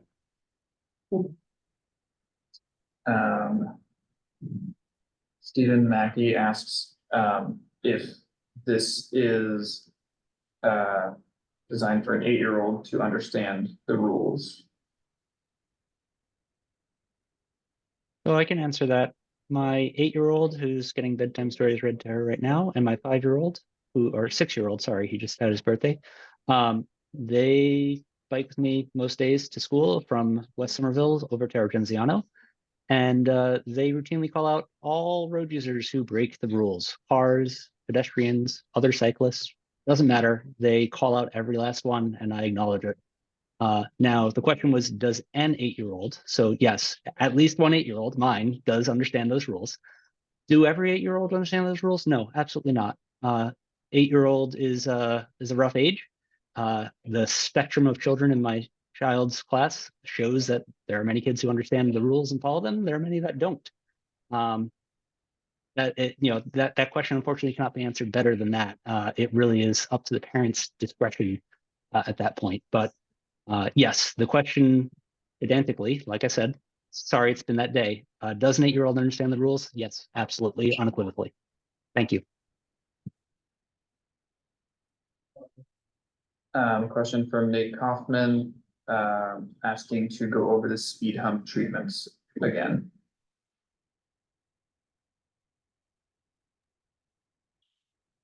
Don't really understand the question, Nate. Like, what would you like to go over? Yeah, Nate, if you want to clarify, I can allow you to talk.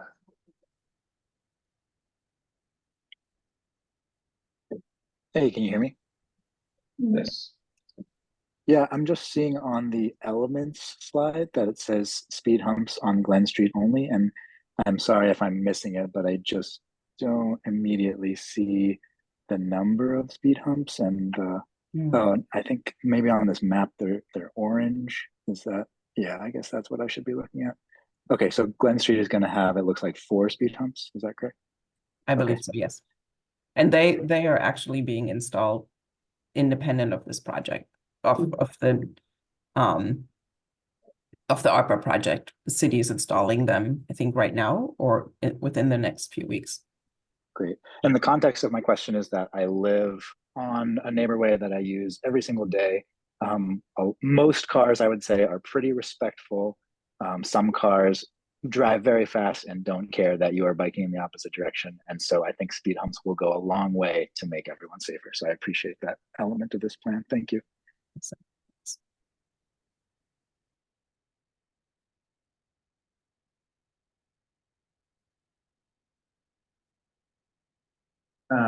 Zachary, Yara has a question. Will we see this new neighborway signage rolled out for existing neighborways with the older blue signs for consistency or only on new neighborhood projects? If the former, meaning if they are being replaced, what is the timeline?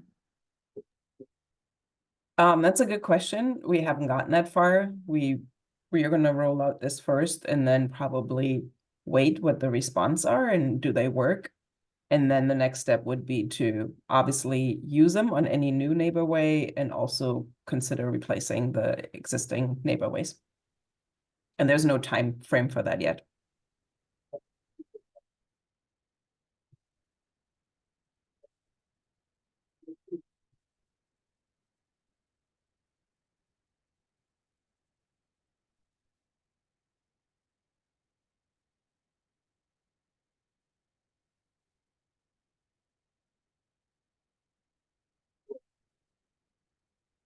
I see two other questions in the Q&A.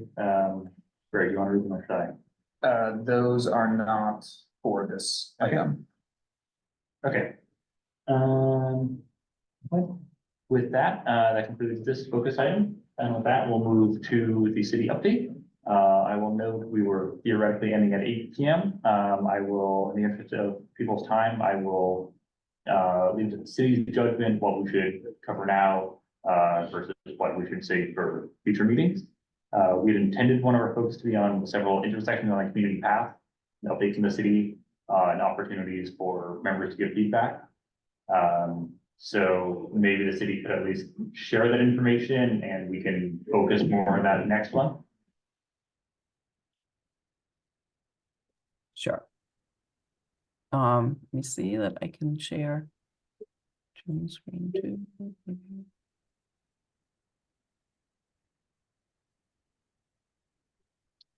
Can you see my screen? Yes.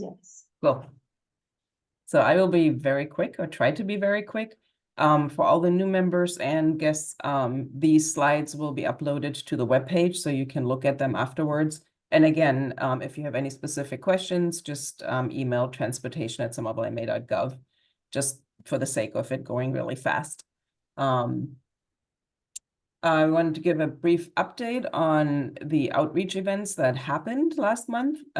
We did a bunch on the West Broadway reconstruction project. I let Greg talk about that when we get to that slide.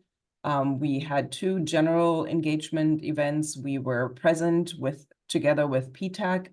We tabled at Carnival last weekend. Was that last weekend? Yeah.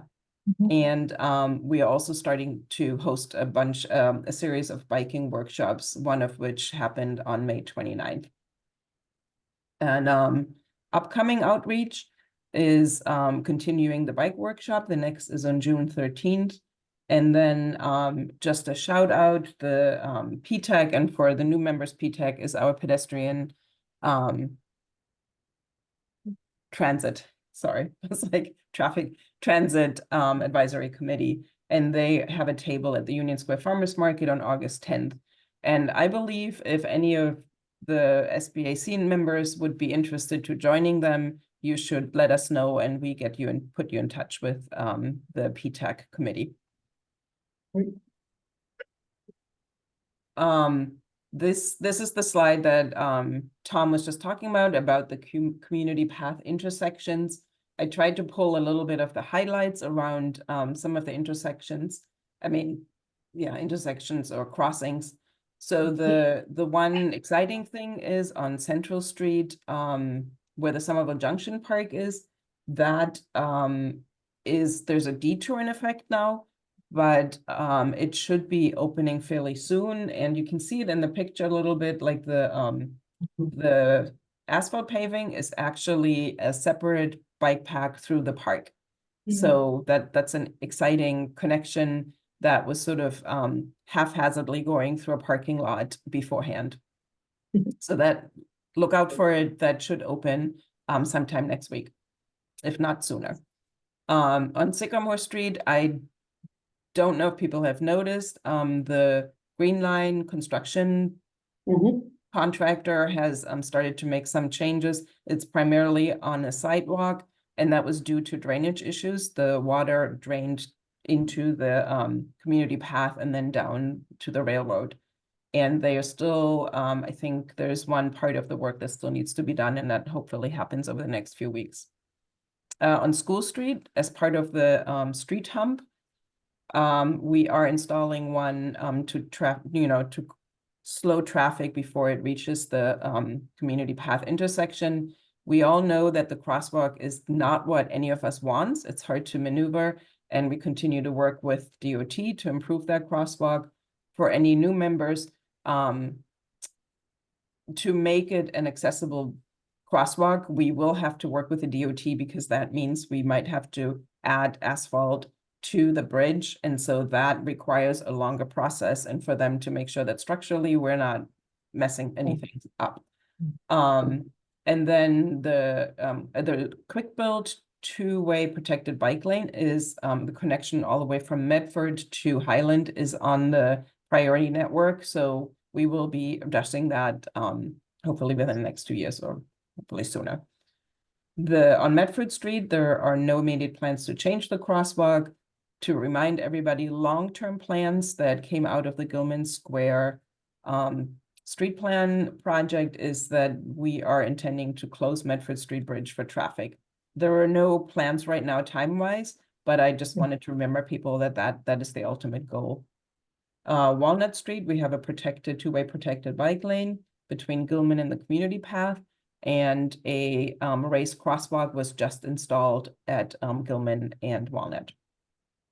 And then just in general, we are continuing to monitor all the intersections, and we're looking for improvements. And some of those improvements will come in. For example, we are addressing the protected bike lanes on those rangeways or north-south connections.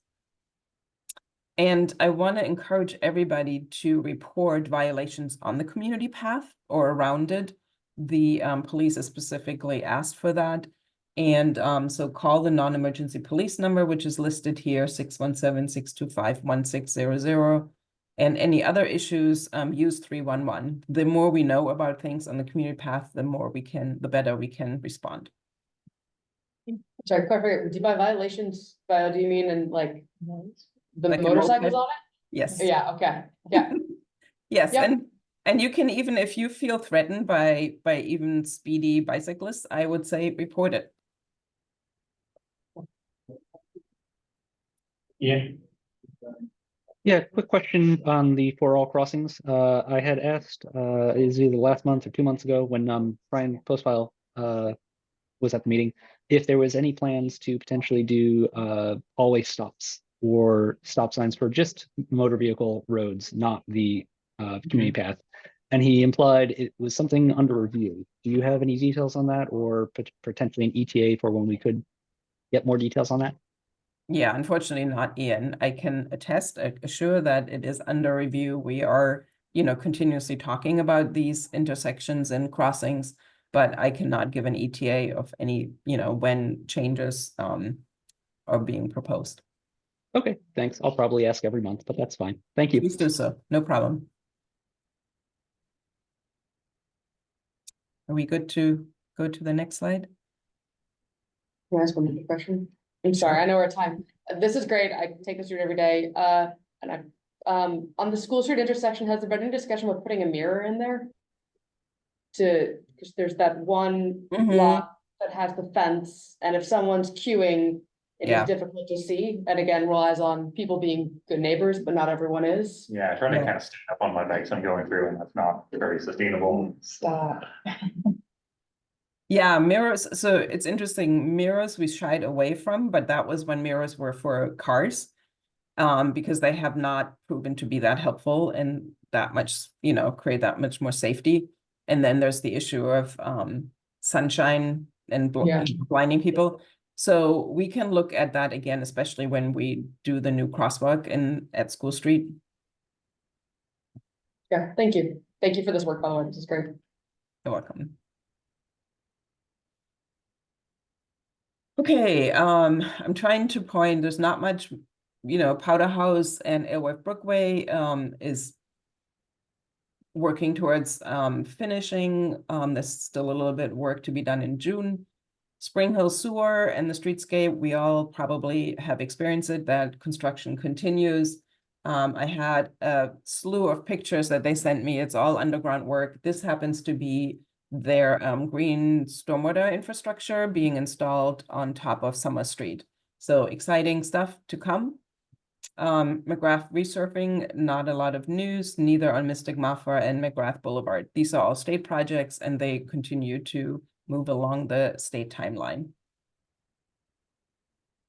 Davis Square, you probably, if people have gone through it, there is some striping that happened on Highland Avenue towards the Davis Square, and mill and pave to complete that project is still to be scheduled to finish this summer. Western Washington, also lots of construction happening there. We are still hoping that the project will be complete or mostly complete by the end of the year. And then we've talked about the bunch of speed humps that are being installed all over the city. This is the list on Florence, Glen, Edgar, School Street, Vinyl, and Walnut was the race crosswalk that I mentioned, and that's what's shown on the picture. Awesome. West Broadway, I don't know, Greg, if you want to briefly give an overview there. Sure. So the West Broadway Complete Streets project, the city published a conceptual design in April, and through most of April and May have been collecting feedback, community feedback. It's very small on the slide, but you can see a list of all of the engagement events that have been held or that the city has participated in during this period. There was also an online survey, flyering on a couple of occasions, and a couple of virtual office hours. Continuing to do business engagement, and then just looking ahead at the timeline. We're expecting late summer of this year to, we'll take all the feedback that we've heard up to this point, update the plans that have been published, and expecting late summer to come back with an updated version of those plans and conduct another public engagement period where we'll collect feedback that will inform our final designs, which are expected to be completed late fall of this year. Yeah, and I will take over on Tough Street. That project is moving along. Our consultants are finalizing the design changes based on all the feedback we've heard and the demonstration that we did with the fire department. And we are aiming, and I think that fell off the slide, my apology, to have public engagement period in July. So look out for a open, public meeting. We most likely will have that outside, and the pop-up and survey and other ways for you to give feedback. And here's the Glen Otis project. We've talked about that before. So as I said, this is on a kind of a time constrained timeline, and the plan is in July and August you will see the city go in and do the striping, and then the consultant to install the elements that we discussed, like the curb and the signage. The community path lighting, also our consultants are working towards 100% design, and we're still hoping to have that be installed by the end of this year. And a little bit depends on availability of contractors once we go out for bid. And for all the new members, this is like for everybody who has been riding on the community path in the evenings or at night. There are still large swatches that are not lit. And so the city had been working, has started its own project and hired a consultant to add lighting to the community path extension. And then this was the question on yield streets and minimum lane widths, and just as we know, or not know. So yield streets are really streets where we have two-way traffic. but where the lanes are not really allowing two cars to be next to each other. And what that means is we discussed that earlier on the contraflow, that people have to navigate around each other. So if an oncoming car comes, one direction has to find a pullover, a driveway, or an empty parking space and get out of the way and let the other car go by. It's a very common condition throughout Somerville. The example here is on Benton Road. We have it, you know, yeah, I think we've all experienced these streets. And as far as lane widths in particular, for new construction, everything is very context specific in Somerville because we have such a constrained right of way. So we will, you know, we try our best to accommodate all the functions we want on a street and navigate that with every street section as we move along. I know this is a very like brief and upper level overview, and you know, feel free to ask specific questions.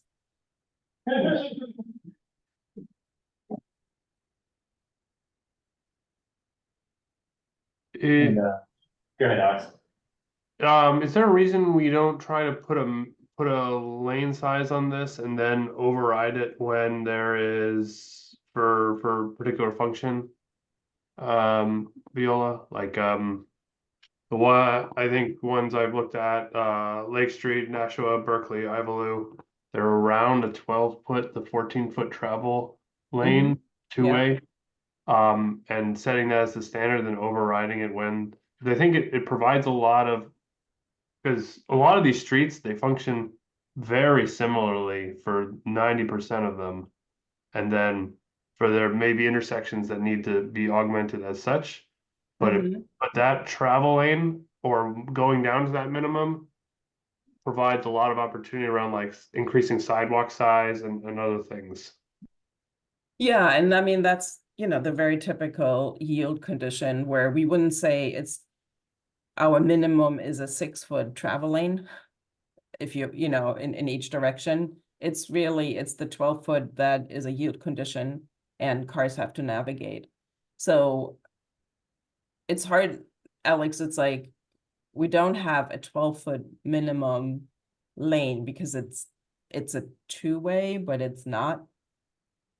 I know I'm a little like mumbling around, but I'm not exactly sure what you're looking for. And this is very much on residential streets. So on residential streets, you know, for example, on the Tough Street, which is right now not a residential street, but Tough Street, we had tried really hard to see if we can do a yield street condition because we want to turn it into a neighbor way and more into a residential. We've got a lot of feedback, and it was very difficult to have the conversation with the fire department and emergency access. So on every street, we're negotiating, we're navigating, and that includes the width throughout, but then also the entry and exit conditions. And the Benton picture that you see here is like, you know, people really have to pay attention at the entry, and we added, I think, the yellow center line to make sure that people actually go to the sides and allow 2 cars to enter.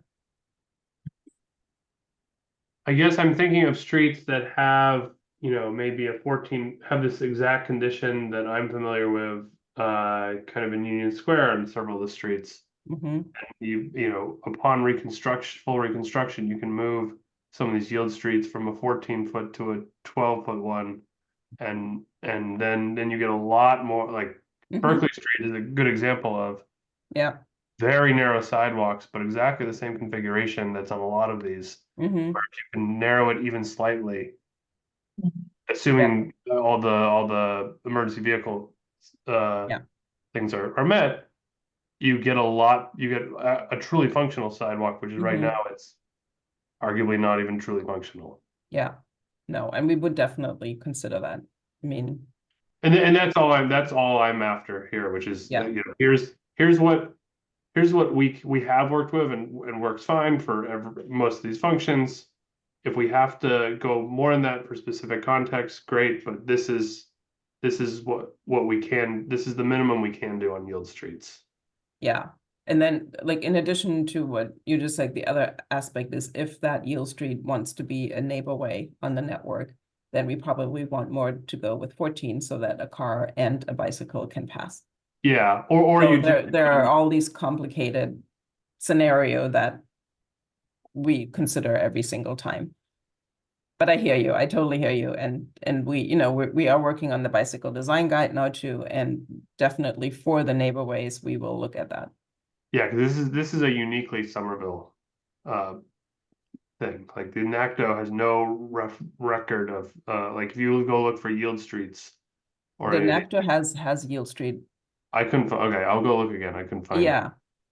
It definitely has an entry on Yield Street. I thought it's not in, it might not be in the urban bike design guide, but on the street design guide. Okay. I'm seeing it now. Thank you. Yeah, yeah. And it might be a unique situation, although I think Cambridge has it too. And but it's like all over Europe, you know, it's like those narrow streets do allow two-way traffic without 2 lanes. And I think that's the last slide. So I'm happy to talk more about this, but just to give you an idea, so that's the last one. All right, so with that, we'll housekeeping things, regarding the approval of the main minutes, I think it'll be easier to take it up to the next meeting. So with that, let's get any closing questions, comments from members, and then any brief public comments from members of the public, and then we'll adjourn. Any other, questions or comments from members?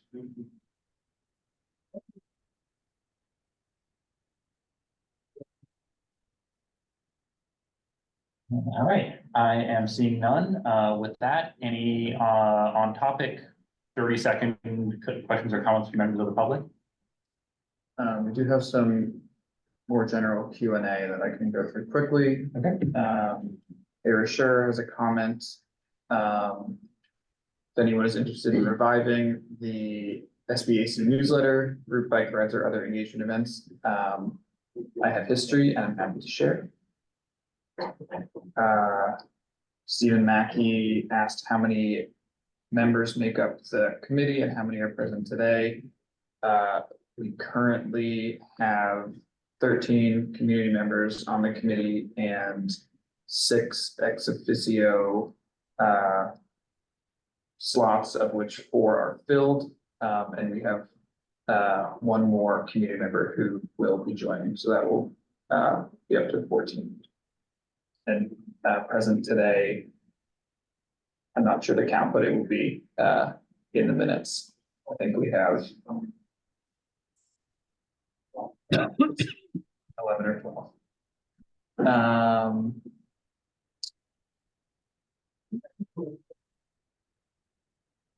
The question from Stephen Mackey, if Councilor Burnley and the committee would consider requiring public hearing for specific bike lane projects. I can answer that is not within the purview of this committee to make those decisions. But we do on all of our infrastructure projects have a community engagement process.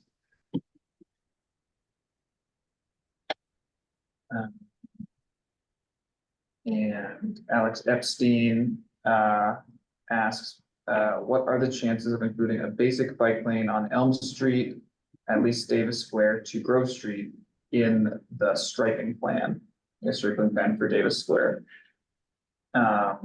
The striping plan currently shows 12-foot lane and 10-foot parking lane entering Elm Street from the Davis intersection.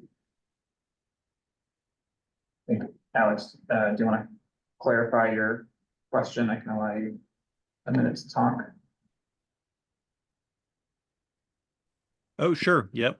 Just as asked, I was looking at the curb plan there and noticing that it seems to be relegated to the intersection, but there is crosswalk work at the Grove Street end. And if that entire section is being repaved, as it sounds like it might be, is there an opportunity to include any kind of bike connection there from the intersection on down along Elm Street? That's just flagging that. for the committee and for the staff. Probably you're Okay. already thinking of it, but wanted to flag it.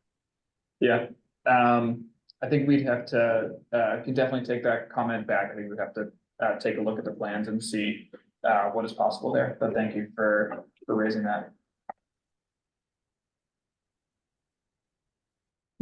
All right, that's it for the Q&A. All right. Seeing no hands raised or otherwise interest in public comment, beyond what's already been discussed, with that, we will adjourn the meeting. Thank you so much, folks, for the thorough discussion. Have a good night, everybody. Thanks. Good night. Night and welcome, everybody. Thank you.